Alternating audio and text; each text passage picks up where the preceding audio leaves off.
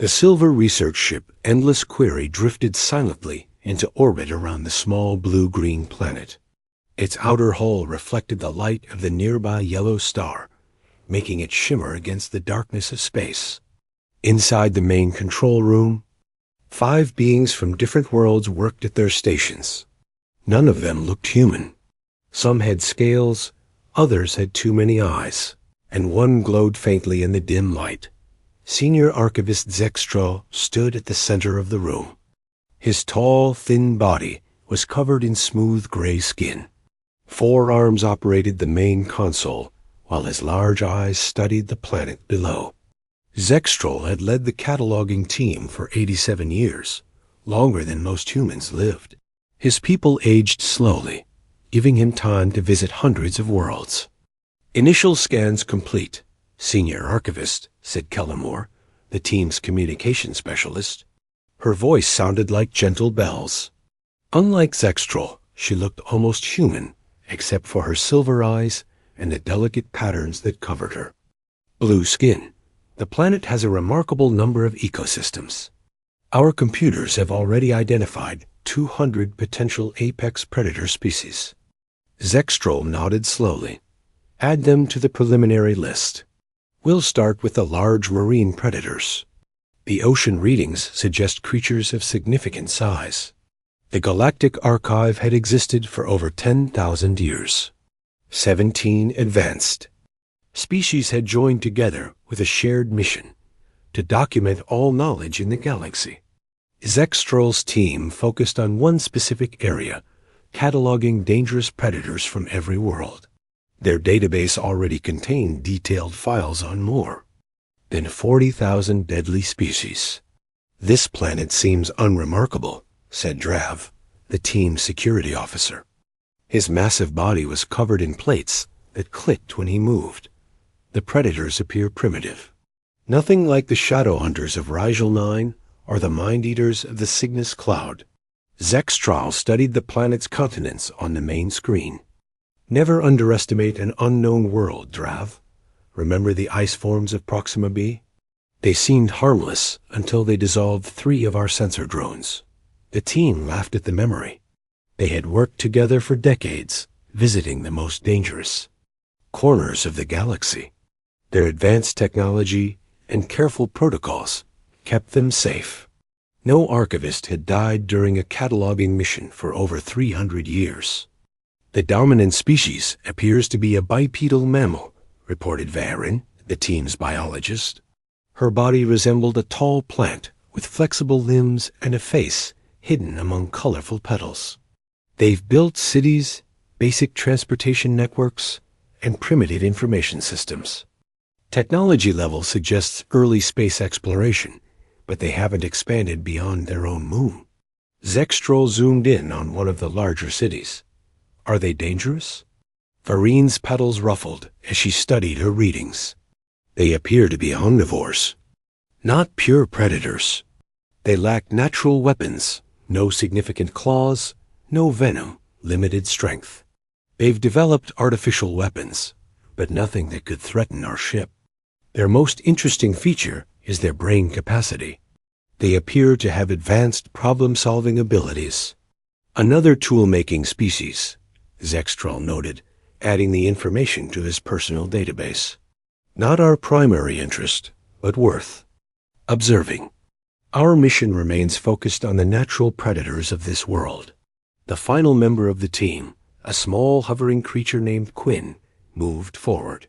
Quinn's body was mostly brain tissue protected by a transparent shell. Small tendrils extended from the bottom of the shell, constantly moving. "I've completed the planetary safety assessment. We can establish a research base on their moon. Their detection technology is primitive and won't notice our presence if we use basic concealment measures." Zextrol approved the plan with a simple gesture. The team had performed this routine on countless worlds. They would observe from a distance, catalog the predators, and add the information to the Great Archive. Most worlds never knew they had been studied. "Deploy the observation drones," Zextrol ordered. "Focus on the large ocean regions first." The initial scans suggest several large predatory species in the deep waters. Within minutes, dozens of small, nearly invisible drones left the ship. They entered the planet's atmosphere without creating any heat signature that local technology could detect. The drones spread across the globe, sending back images and data. The team watched with professional interest as the first images appeared on their screens. A massive white shark attacked a seal near a rocky coastline. A striped feline predator stalked through tall grass toward a grazing herd. A scaled river creature with impressive jaws lunged at a drinking animal. "Catalog and classify," Zextrol said calmly. "Standard protocols." For 3 local days, the team worked methodically. They documented predators from the ocean depths to the highest mountains.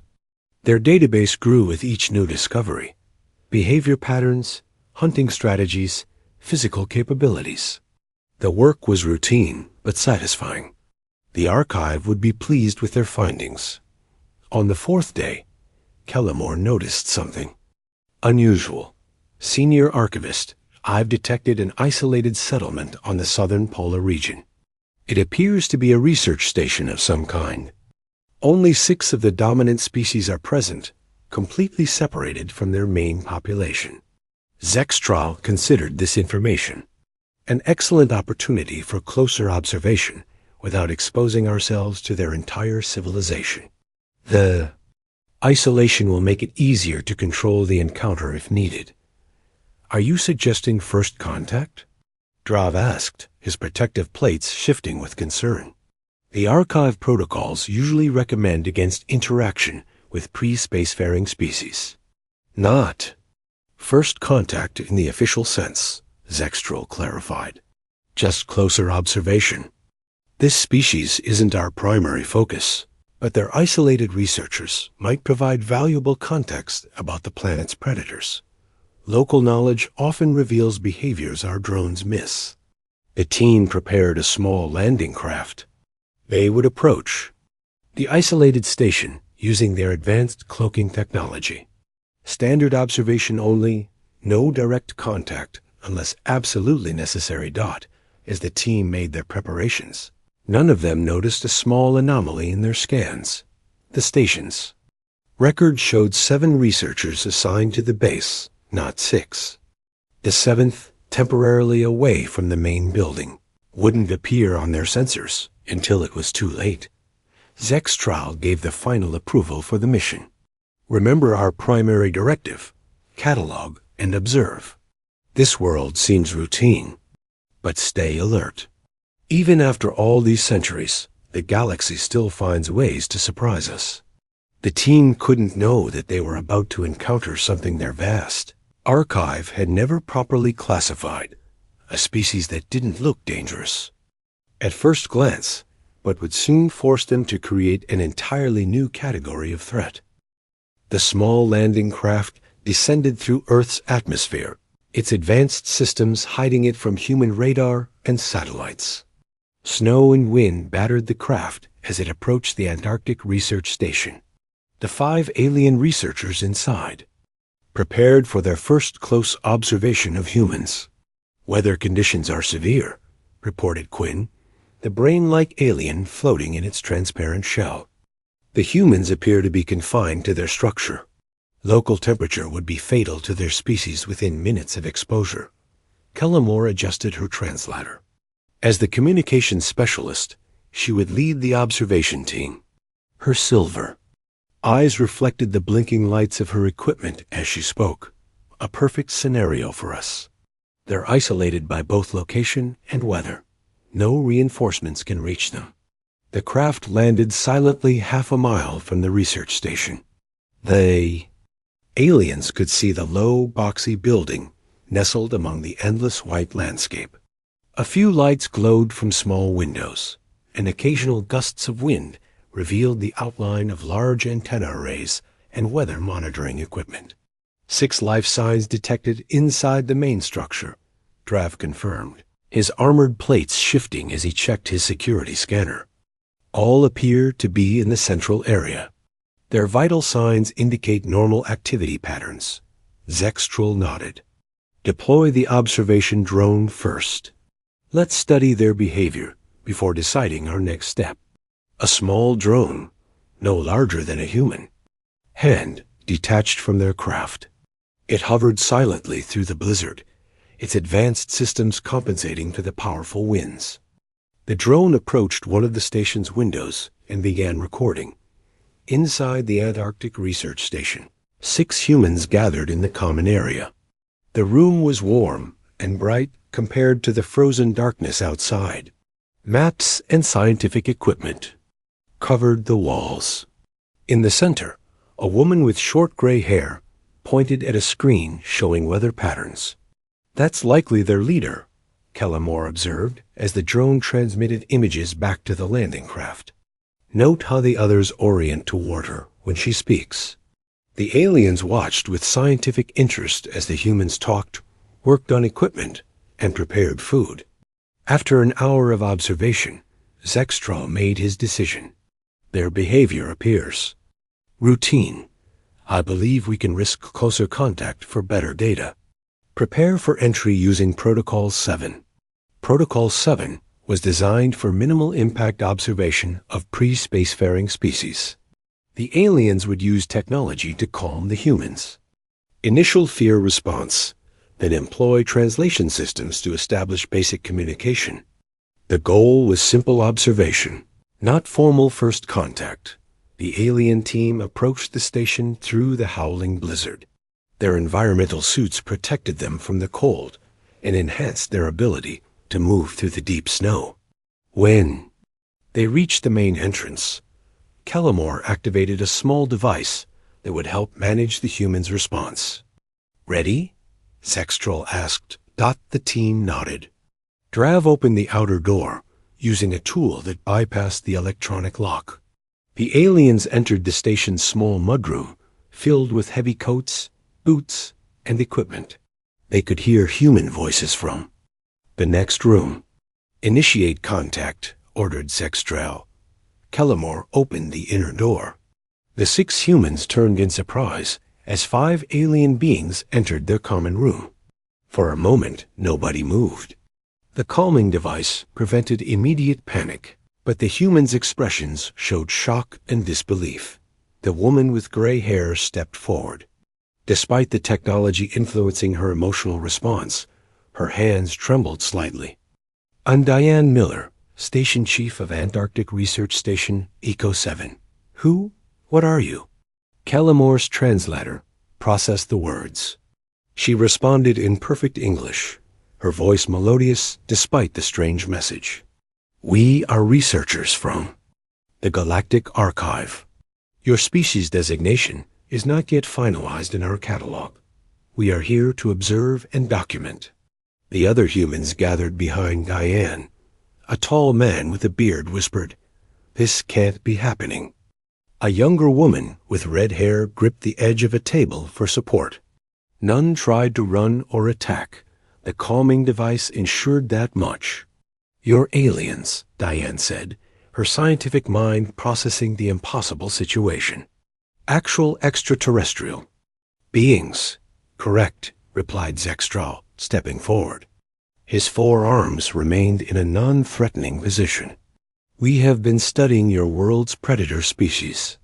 Your presence here provides an opportunity for cultural observation as well. Diane looked at her team, then back at the aliens.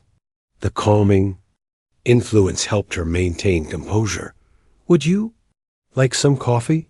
The aliens had not expected this response. Their historical records of first contacts with primitive species typically involved fear, worship, or regression. Offering a beverage was unprecedented. We cannot consume your food, Kellamore explained, but we appreciate the social gesture it represents. Over the next hour, an extraordinary exchange took place. The humans, their initial shock managed by alien technology, began asking questions. The aliens, bound by archive protocols, provided limited but accurate information about their research mission. You're studying Earth's predators? asked a young man with glasses who introduced himself as Alan Wright. Like lions and sharks? Precisely, confirmed Varen, the plant-like biologist. Your world has remarkable biodiversity. We catalog dangerous species throughout the galaxy. Are we considered dangerous? Asked a woman named Carol Davis, her voice surprisingly steady. The aliens exchanged glances. Your species has potential, Zextral answered diplomatically. But you lack natural weapons compared to your world's true predators. As the conversation continued, none of the aliens noticed Diane quietly checking a small tablet computer. Her eyes widened when she saw a message icon blinking. With the aliens focused on answering questions from the other researchers, she opened it discreetly. The message was from Sam Kelly, the 7th member of their team. Storm's easing. Found interesting ice core samples. Heading back to base now. 30 minutes. Diane carefully put the tablet away. The aliens had mentioned there were 6 humans at the station. They didn't know about Sam, who had left 2 days ago to check remote sensors. Sam was a former combat medic before becoming a climate researcher. He was tough, resourceful, and had no idea he was about to walk into a first contact situation with no preparation. More coffee? Diane offered the aliens, buying time while she considered what to do. Should she warn them about Sam? Or would Sam's unaffected perspective be valuable if things went wrong? As the aliens continued their careful observation, a lone figure trudged through the diminishing blizzard toward the station, completely unaware that humanity was no longer alone in the universe. Sam Kelly trudged through the Antarctic snow, his face partly covered by a thick scarf. The storm had finally weakened enough for him to return to the research station. 2 days at the remote sensor site had given him plenty of data, but he was ready for a hot meal and his own bed. Sam was 34 years old, with a strong build and weathered face that reflected years of outdoor work. Before becoming a climate researcher, he had served as a combat medic in several conflict zones. Those experiences had taught him to stay calm in dangerous situations and to notice small details others might misdot as he approached the research station. Something felt wrong. Sam stopped and studied the building carefully. The lights were on and everything looked normal, but a feeling of unease made him take a slower, more cautious approach. Years of survival training had taught him to trust his instincts. Probably nothing, he muttered to himself as he circled around to the station's side entrance. This smaller door led to the equipment storage room and was rarely used by the team. Sam often preferred it when coming back with gear that needed to be stored anyway.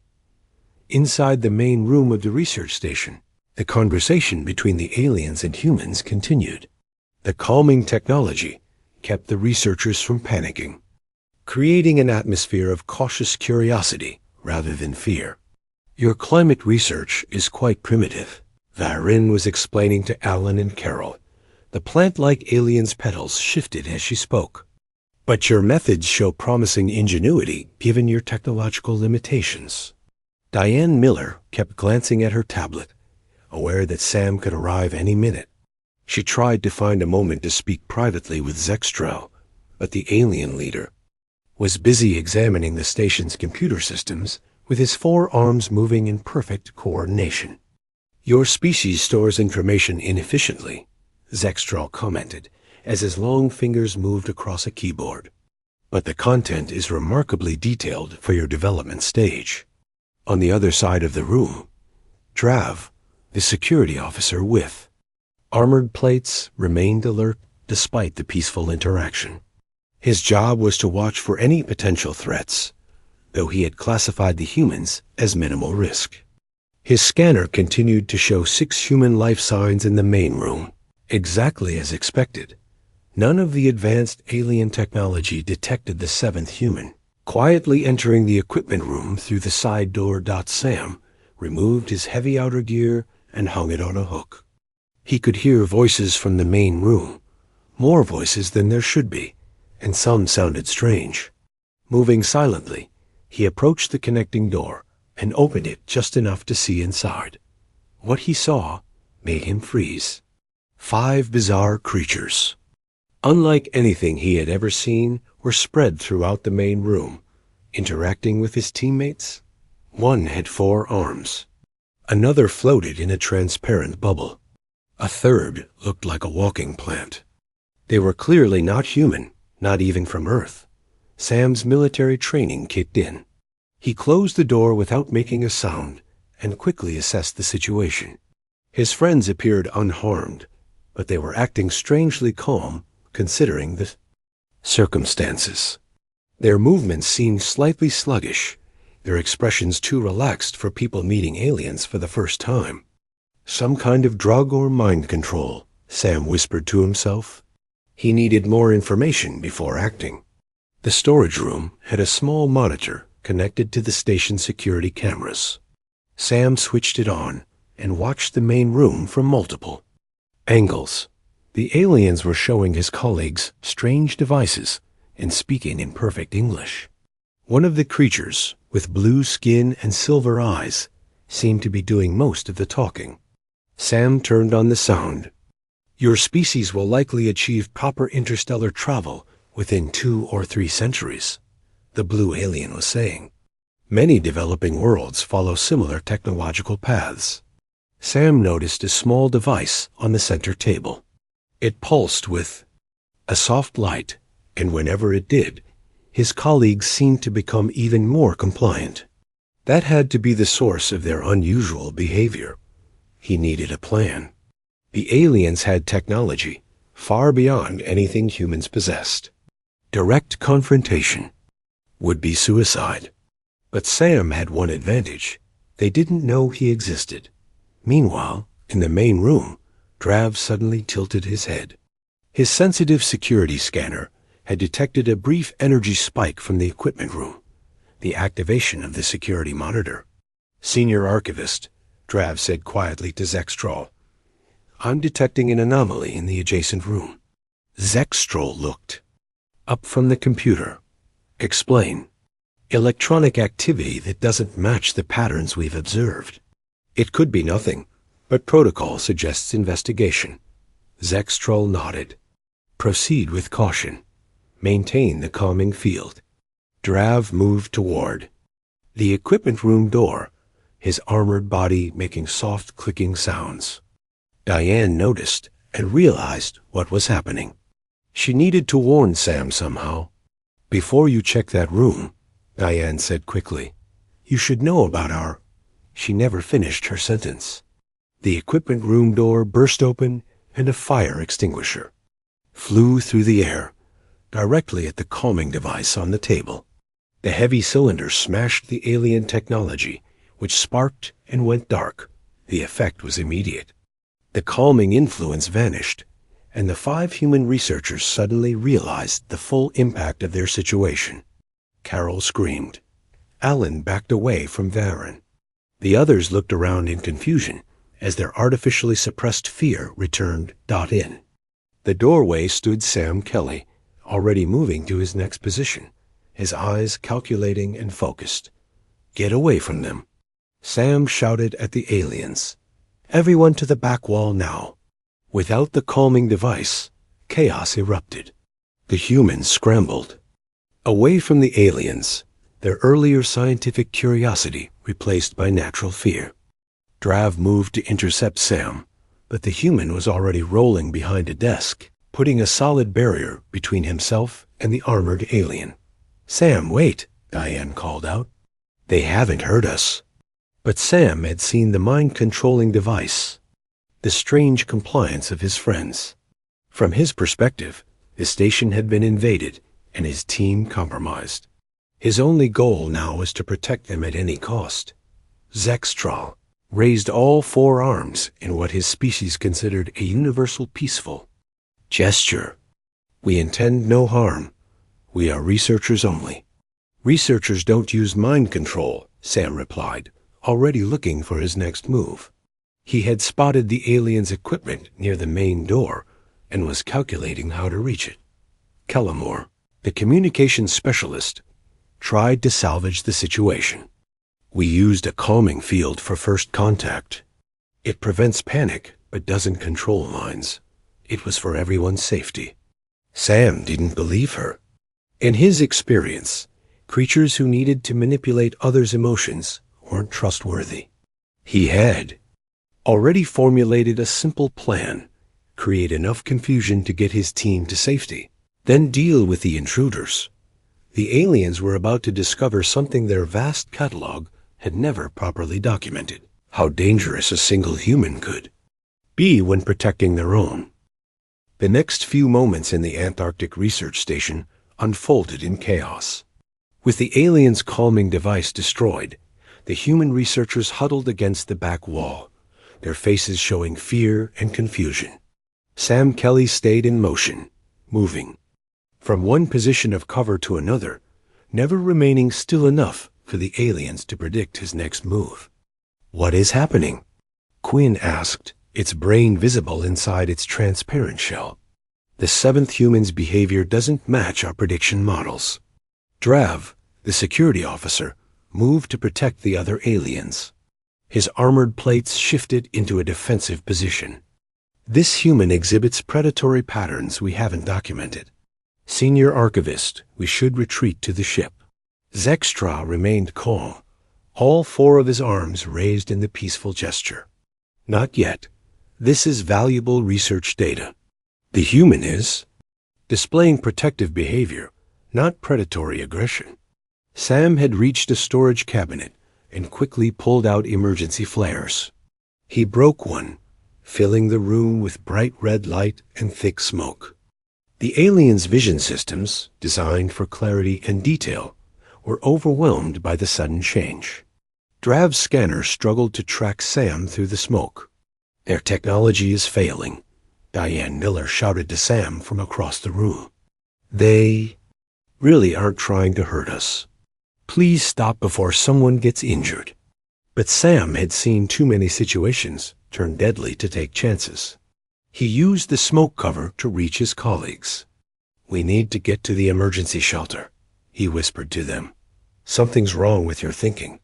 These are unknown creatures using mind control devices." Carol Davis grabbed Sam's arm. "They're researchers, Sam. They were studying Earth's predators. They didn't expect to find us here." Sam looked at his colleagues' faces. They seemed genuinely concerned rather than afraid of the aliens. Could he be misreading the situation? Before he could reconsider, two small drones emerged from Drav's equipment pack and hovered in the air. Their sensors could penetrate the smoke. "Target located," Drav announced as the drones locked onto Sam's position, deploying non-lethal restraint measures. The drones shot toward Sam with surprising speed. Years of combat training took over. Sam grabbed a metal tray from a nearby table and swung it like a baseball bat. He connected with the first drone, sending it crashing into a wall. The second drone fired a small dart that Sam barely dodged. He rolled across the floor, came up with a fire extinguisher, and sprayed the second drone with chemical foam. The drone's propulsion systems clogged, and it dropped to the floor. The aliens watched in astonishment. Their drones were designed to subdue creatures 3 times Sam's size, yet this single human had disabled both in seconds. "Fascinating," Varen said, her plant-like body swaying slightly. "The human uses environmental objects as weapons. Most species we study rely on natural biological weapons, like claws or venom." Kellamore stepped forward, her blue skin catching the red light of the flare. "Please, we mean no harm. The calming device was only to prevent panic, not to control your minds. We are scientists, not conquerors." Sam didn't lower his guard. "Scientists ask permission before experimenting on others." "A valid point," Zextrol acknowledged. "Our protocols were designed for non-intelligent species. We made an error in applying them to your kind." The smoke was beginning to clear. Sam noticed that none of the aliens had tried to attack him directly. They seemed genuinely interested in talking.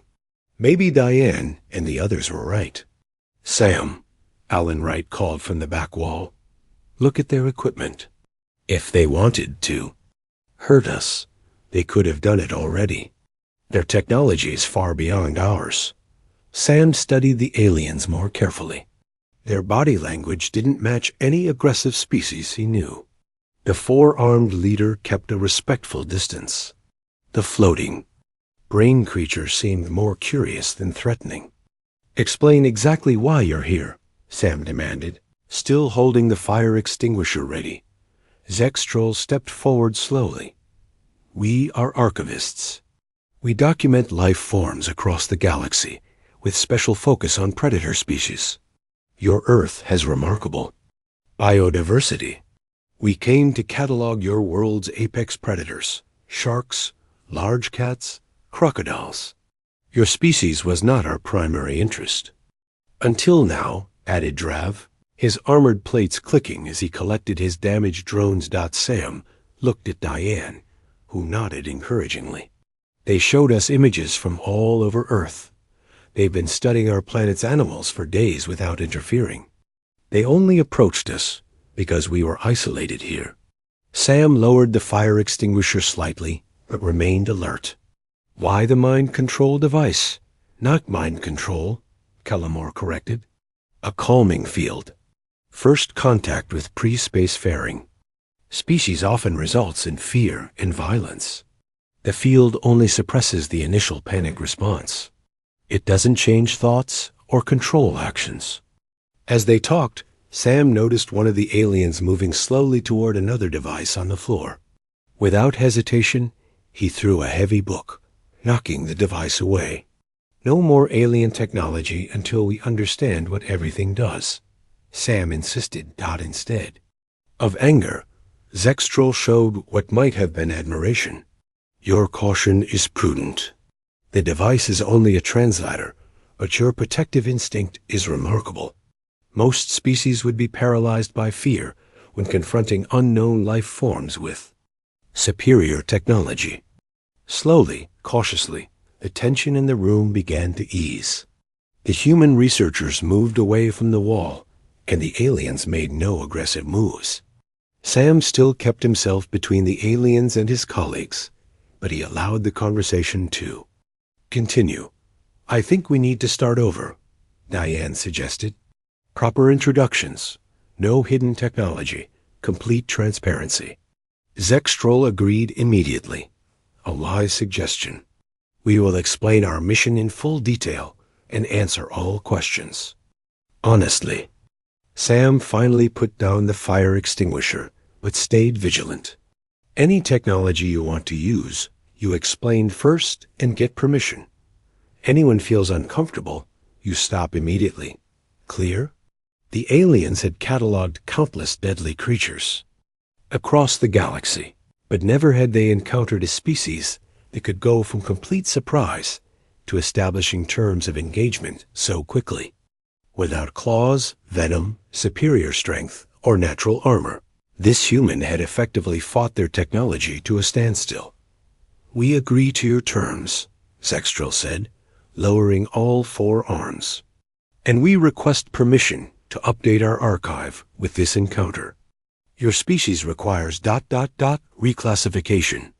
As the humans and aliens began their first honest conversation, Drav quietly made notes in his security log. "Caution. Humans appear physically unimpressive, but demonstrate exceptional adaptive problem-solving, and continue fighting long after most species would surrender. Recommend peaceful contact protocols for all future encounters." 24 hours after the chaotic first meeting, the atmosphere in the Antarctic Research Station had transformed. The humans and aliens sat together in the main room, sharing information and stories. The fear and tension had given way to cautious curiosity on both sides. Diane Miller and Zextrol had established a working protocol. The aliens would explain their technology before using it, and the humans would share their knowledge of Earth's ecosystems.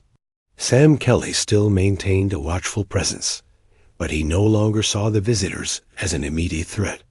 Your catalog of Earth's predators is impressive, Alan Wright said as he reviewed the alien database on a special display Quinn had set up. But you've missed some important aspects of predator behavior, especially among pack hunters.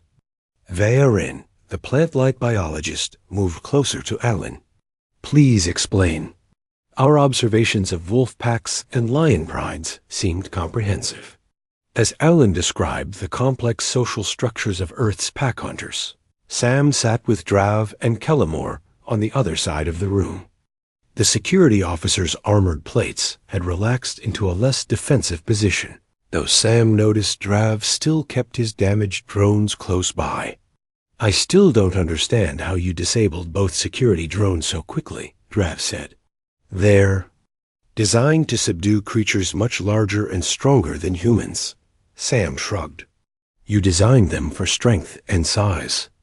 I looked for weaknesses in their structure. Simple physics, not strength. Callamore's silver eyes studied Sam with interest. This adaptive thinking seems common in your species. You saw problems and created solutions using available resources, rather than relying on natural weapons. It's how we survived, Sam explained. Humans aren't the strongest, fastest, or toughest creatures on Earth.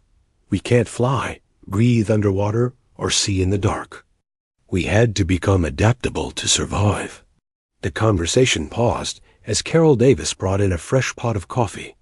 The aliens couldn't drink it, but they had become fascinated by the human ritual of sharing beverages during social interaction. Senior Archivist, Quinn called from across the room, its brain pulsing slightly inside its transparent shell. I've completed the preliminary reclassification report for the archive. Zextro moved to examine Quinn's findings. All 4 of his arms worked simultaneously on different controls as he reviewed the data. Interesting. You're suggesting an entirely new classification category. What's this about? Diane asked, joining them. We need to update our archive regarding humans, Zextrel explained. Our initial classification placed your species as tool-using omnivores, not particularly noteworthy among galactic life forms. However, our encounter has revealed significant unique traits. The aliens gathered around Quinn's display while the humans watched with interest. Zextral continued. Most predator species we catalog rely on obvious advantages. Venomous. Stingers, powerful jaws, superior strength, camouflage abilities. Humans lack these natural weapons. We're not apex predators by biological design, Carol agreed. That's basic Earth biology. Yet you are the dominant species on your planet, Vannon pointed out. You've outcompeted creatures with every natural advantage. Our classification system doesn't account for this apparent contradiction. Quinn's display showed images of various Earth predators alongside human beings. The contrast was striking. Humans appeared fragile compared to sharks, lions, and crocodiles. After analyzing our encounter with Sam Kelly, Quinn explained, its voice sounding like whispers from inside its shell, I propose a new classification, persistent predator. This category recognizes species that compensate for physical limitations through extraordinary behavioral adaptations. Sam shifted uncomfortably as the aliens displayed his actions during their confrontation. I was just protecting my team. Anyone would have done the same. That's precisely the point, Drav said, his security officer's perspective adding weight to the analysis. Our records show that most intelligent species respond to superior technology with submission or flight. You immediately developed countermeasures despite having no preparation time and no specialized weapons. Zextrol expanded the display to show historical human activities gathered from the station's database. Ancient hunting parties taking down mammoths, explorers surviving in extreme environments, people rebuilding after natural disasters. The defining characteristic of persistent predators is not their initial capability, but their refusal to accept defeat, Zextrol concluded. When injured, most predators retreat. When outmatched, Most species surrender. Humans appear to become more determined when facing adversity. The room fell quiet as both species considered this assessment. After a moment, Diane spoke. Is this good or bad from your perspective? How does this classification affect how your people might view Earth in the future? Callimore answered, her melodic voice gentle but serious. The archive doesn't make value. Judgments, only observations. But this classification will include a clear recommendation. Approach with respect and peaceful intentions.